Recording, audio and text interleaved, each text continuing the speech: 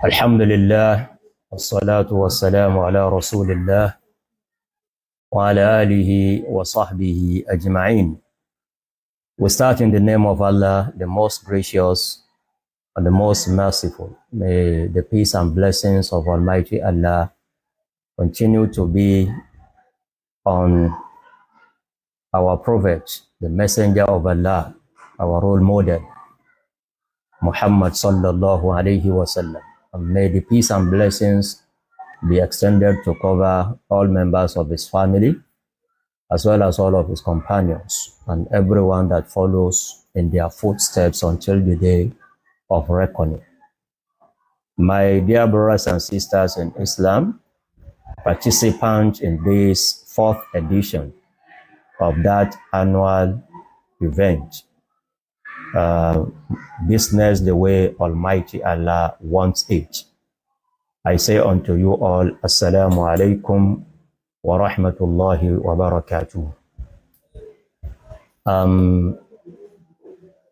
We must begin by also appreciating the great effort of the organizers of this yearly event, particularly our dear sister, Sister Kauthar, who has been working tirelessly year in, year out to make sure that this program is sustained. Not only sustained, but the program gets better and better after every year. So may Almighty Allah accept what she's doing and all others that are with him in organizing and staging this important event. May Allah reward all of them handsomely and abundantly. And I must also apologize that I am not able to be with you physically because of circumstances that are beyond my control. It was my wish to be there, but as we all know, وَمَا تَشَاءُونَ إِلَّا أَن يَشَاءَ اللَّهُ رَبُّ الْعَالَمِينَ. When we want something, that one is subject to the wish of Almighty Allah. And my prayer is that Almighty Allah spares our lives to witness more and more of these occasions in the years to come, and may He make it easy for all of us to always participate effectively in the subsequent ones. I'm going to speak briefly about one of the main topics of this year's gathering, Al-Waqf and Wasiyah for economic growth and development in the Muslim community. Let's begin by way of clarifying the concept, because as scholars would say that giving a view or giving an opinion on anything must come after correct understanding of the concept itself. So what do we mean by Waqf and what do we mean by Wasiyah, and what are the similarities between the two? Al-Waqf is usually translated as endowment. Al-Wasiyah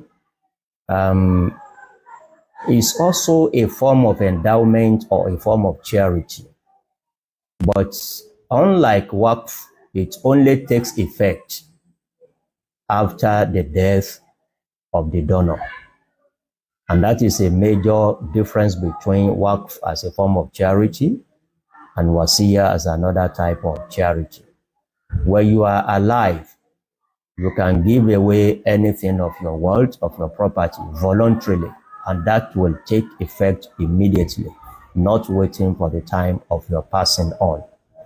But for Wasiyah, even though you will also signify that intention, perhaps even document that intention that I want so part of my properties, of my wealth to be dedicated for a charitable cause, but that shall not take effect while you are still alive. The major implication of this difference between the two is that once you make a part of your property to be the subject matter of Waqf or endowment, you cannot go back, you cannot withdraw that statement of declaring any part of your asset as Waqf. The moment you have done that, it has already been taken away from you. It's no more part of your properties. That will be a bit different when we are talking of Wasiyah, because as we said, you will declare the intention, but it doesn't take effect until after your demise. So meaning that you may decide to increase or decrease or even totally withdraw whatever you have declared as Wasiyah, depending on your circumstances, and there's no sin in so doing. But we will encourage that whoever has declared anything to belong to Almighty Allah by way of charity should leave that one to pass and not thinking of retrieving or withdrawing any statement made in that regard. So this is one of the major differences by way of explaining the concept. What do we mean by Waqf and what do we mean by Wasiyah? The two of them are ways of declaring part of what Almighty Allah has given you to serve charitable purposes, to remember the less privileged ones among the society. One other major difference between the two is that endowment can even be done for members of your family. You can declare something as endowment for the benefit of your children, for the benefit of your grandchildren, for the benefit of your family members. In fact, it is even allowed under the law of Waqf to make yourself a beneficiary of Waqf. So there is that high level of flexibility in determining who the beneficiaries will be when we are talking of endowment. That is not applicable to Wasiyah. Wasiyah can only be made for the benefit of non-heirs, those who do not have a right of inheriting you. Your children are part of your heirs, your wives, whoever is qualified to inherit one cannot become a beneficiary of his or her Wasiyah. Another major important difference between the two is that Waqf has no maximum. There's no maximum amount of money or amount of asset or property that could be declared as endowment in Islam. But that is also different when we are talking of Wasiyah. Wasiyah, although also has no minimum amount, but there is a maximum amount of Wasiyah. So you have to know what exactly you want to do as a Muslim so that you don't run foul of any of the laws regulating either Waqf or Wasiyah. As I was saying, there is a cap to what you can declare as Wasiyah, and that is not to be in excess of 1/3 of your asset, of your estate, of your properties. It could be less, but it cannot be more than 1/3 of what belongs to you, and you have to leave the remaining 2/3 for the benefit of your heirs to be distributed in line with the law of inheritance as clearly stated in Al-Quran Al-Kareem and in the hadith of the Prophet sallallahu alaihi wasallam. So these are some of the areas that I would like us to get clear so that we know exactly what we want to do. As we know, everything in Islam is guided by the laws revealed by Almighty Allah through verses of Al-Quran Al-Kareem or a hadith of the Prophet sallallahu alaihi wasallam. I mentioned a short while ago that you can even make your son a beneficiary of Waqf. And we have seen that a very prominent example of that we have in the world today.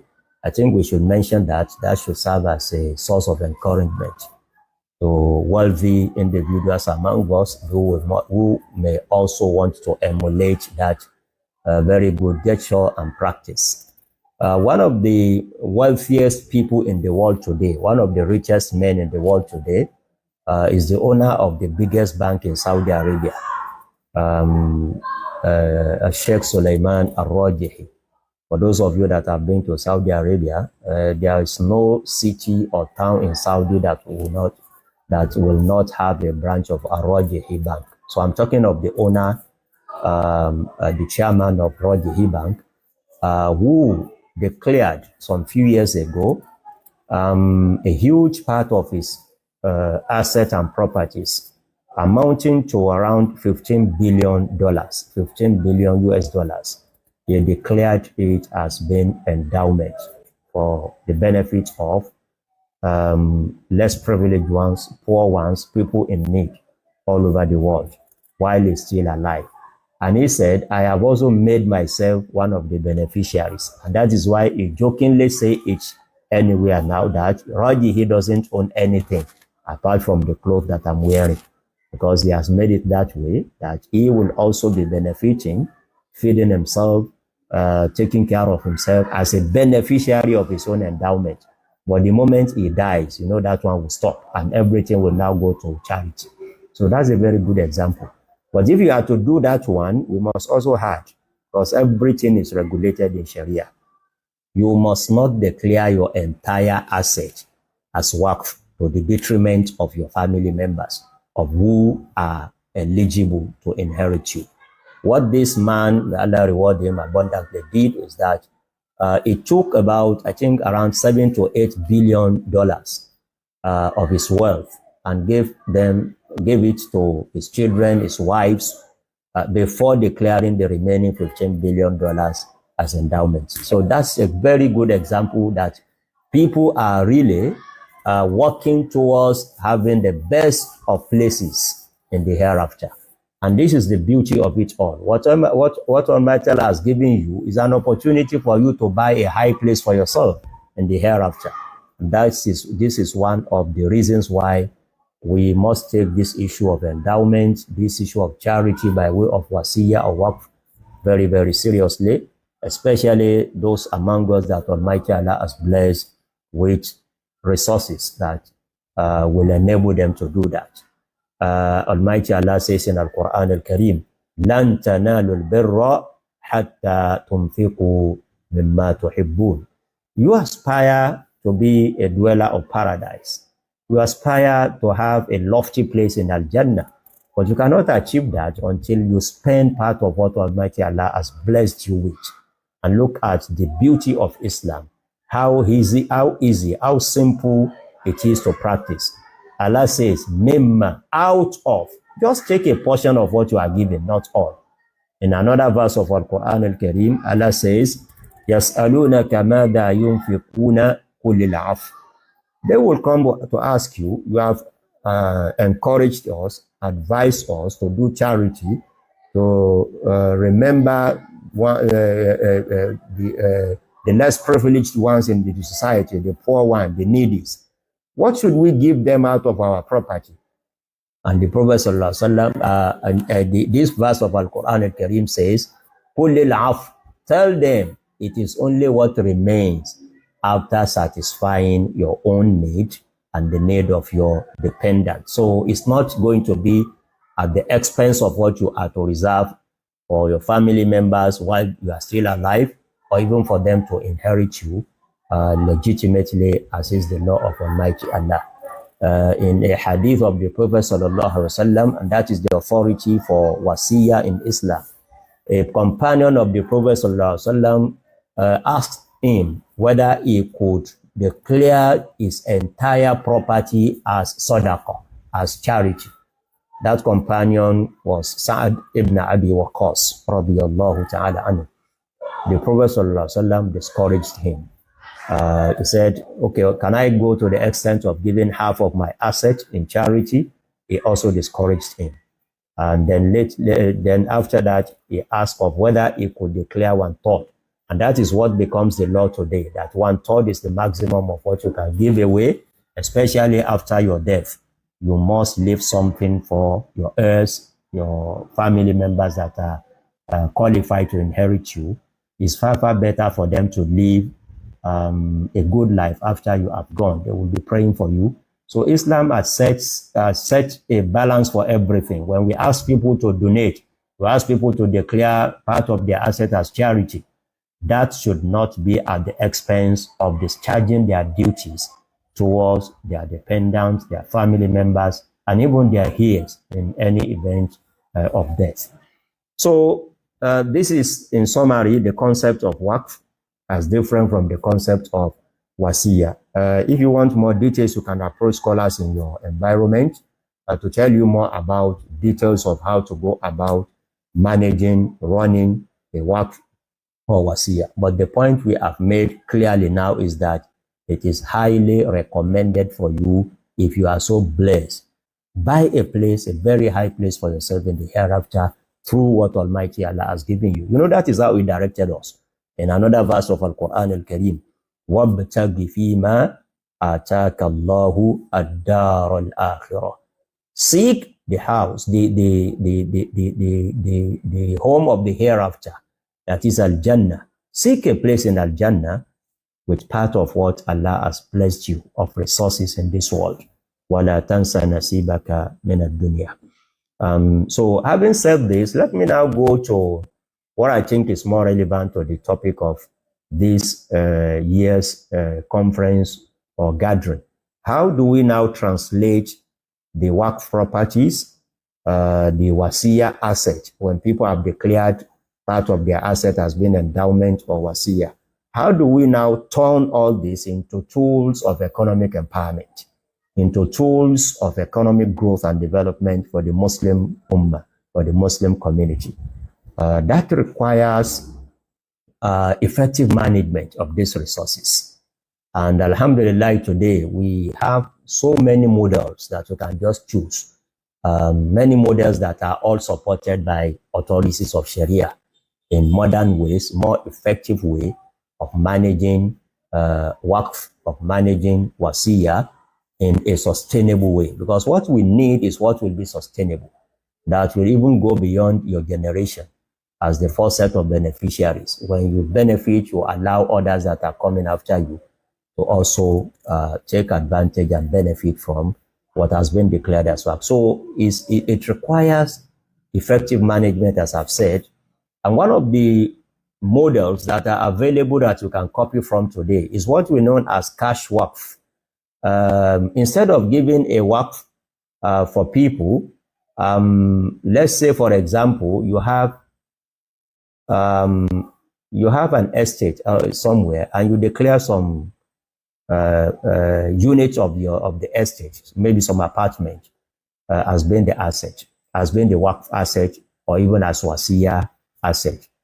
You know, if you like, you can just say whoever has no house to live in, has no shelter for his and his family, should come in and be an occupant of one of these flats. That's a way. But that one will not give the highest benefit that is possible to be derived in such a situation. And that is what led to the introduction of this new model that I was talking of. Imagine now if you have such an apartment or a building in a place like you in Lagos State. You can talk of Lekki, Ikoyi Island. You know how much it takes to rent a house, to rent an apartment there. Now, if you have someone that is will be an eligible candidate for such a Waqf, he might be an unemployed person that doesn't even have a job. And he will be living in an apartment that ordinarily a tenant in such an apartment must be paying in millions. Now, come to think about it, he lives in such a very comfortable house, but every day he goes out to beg for what to eat, and his children are not able to go to school. So you will find it that you are really benefiting him, but it's not a sustainable one. It's not even something that he himself will appreciate for a long time. Now, let's look at it from the other way. When you turn each one of the new models of managing Waqf by way of cash Waqf, it means you will have to convert that one to an investment. It will be invested rather than being enjoyed directly. It will be invested, and whatever comes as returns from that investment will now go to those beneficiaries that have been mentioned. Yes, he said poor people in Lagos, poor people in Kano, in Kwara. Yes, we know them. But instead of asking them to come and live in such a house, not paying rent, but at the same time living in abject poverty. We can say, okay, you can move out of the house. We convert it to an investment. We look for people that are capable enough, have enough resources to pay for living in such a house. And we will be gathering millions every year. Out of those millions, we now take what will be sufficient for you. Maybe you go and rent a house elsewhere. We sponsor your children. We find a job for you. We set up a small business for you. That is what is sustainable. And that is part of the modern models, new models that we are calling for in managing effectively Waqf asset or even Wasiyah asset. We have people in small and medium enterprises, small businesses, medium scale businesses that always are in support of someone to finance them one way or the other. So we can channel whatever we get from investing Waqf and Wasiyah assets, now channel the returns to assisting them. We can also make it in a sustainable way that we will not be giving them as donations that they can just spend and come back to us tomorrow to demand for more. We can do it by way of financing their businesses. They will get loan that will not attract any amount of interest and give them a space that will be enough for them to comfortably pay back. But they will know that when they get something from these resources, they are going to pay back, and it will go that way. When we sponsor 10 this year, and those 10s are able to stand on their feet, their businesses are running now, they will come back, pay back, and we sponsor other 10 beneficiaries, and it will be revolving that way in a sustainable manner. And I want to even advise us, not just Waqf and Wasiyah, even our zakat be managed in such a way. You know, in some schools of Islamic law, in the Shafi'i school of Islamic law, zakat should be for empowerment of people. When you give zakat to someone this year, it should be to an extent that he or she will be able to stand on his or her, be self-sufficient. In fact, they said that to the extent of looking at him or her as a potential giver of zakat in the years to come. So this is what we are calling for now, and this is what I think part of the purposes of this, a conference like this one. Let's think of creative ways, new models of effectively managing our Waqf asset, our Wasiyah asset. After we have encouraged ourselves that if you are given resources, buy a lofty high place for yourself in the hereafter. You know, it's a fact that when you are gone, people that you left behind, they love you, but they have their own priorities too. They may not be thinking of setting up something for you after you have gone. So it's better to set it while you are alive. And we have many examples that we can cite on that one, but we may not have enough time for that one. So effective management of Waqf asset. And before I conclude, I think there is a problem we also need to address, particularly in this part of the world. This culture of giving, we don't have it. We don't have it when we are growing up in our societies. I have an opportunity of saying this because of having interacted with people from other parts of the world. And I know what it means to have that culture of giving, the culture of giving. I think we need also to do something on that one by encouraging our children right of the tender age. When you give them, you take your child, for example, to a mosque, and you see someone standing up that is an orphan, is a widow, is looking for support, and you take out 1,000, 3,000, 5,000 from your pocket and give, and you have given your child maybe 1,000 naira, 500 naira to use for his transportation to school, to feed himself while he gets to school, by way of just training him or her. Can you take just 1 naira of that one and give this poor individual?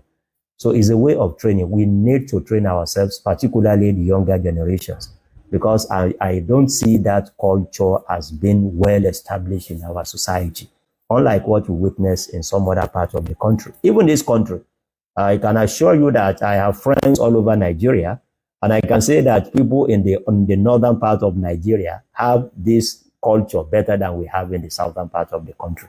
So let us try to train ourselves and let us reassure ourselves that whatever we spend, the Prophet ﷺ said in an authentic hadith that your spending does not reduce your wealth. It actually blesses it. The more you spend, in fact, in another hadith, the Prophet ﷺ said every single day, Allah sends 2 angels. One will be praying for whoever donates, whoever gives others, charity, sadaqah.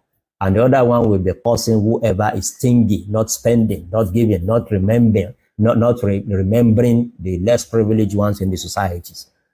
So please, I want to appeal sincerely to us that we should devise means and ways in our mosques, in our families, in our societies, in our social gatherings. Let's try to build this habit, this culture of knowing that if Allah has given me more than what I need, there are others that have no sufficient resources to take care of themselves, and we build this culture of giving. And this will lead us to what we want, to have people declaring Waqf. I believe when we have people doing this in this part of the world, we do not have any reason why we should have this large number of people that are wallowing in poverty in our societies. And we have a responsibility before Almighty Allah to also take care of them. Look at how Allah describes the mu'minun, the believers in Al-Quran Al-Kareem. He says, وَفِي أَمْوَالِهِمْ حَقٌّ لِلسَّائِلِ وَالْمَحْرُومِ. The believers are those that have it in their mind. They believe in that strongly. That whatever they have been given of resources, those that have not, those that are denied the opportunities that they have a right, a right, not just a privilege. They have a right to share part of the blessings of Almighty Allah on you. Once again, I want to thank you sincerely, and I want to thank the organizers for sustaining this very important program for 4 years now. And I pray that Almighty Allah continue to be with you, strengthen you, it gives you all what you need to continue to do this great job that we are doing for the Muslim Ummah and for the humanity as a whole. Wassalamu alaikum wa rahmatullahi ta'ala wa barakatuhu. Wa iyyakum. At 30 minutes.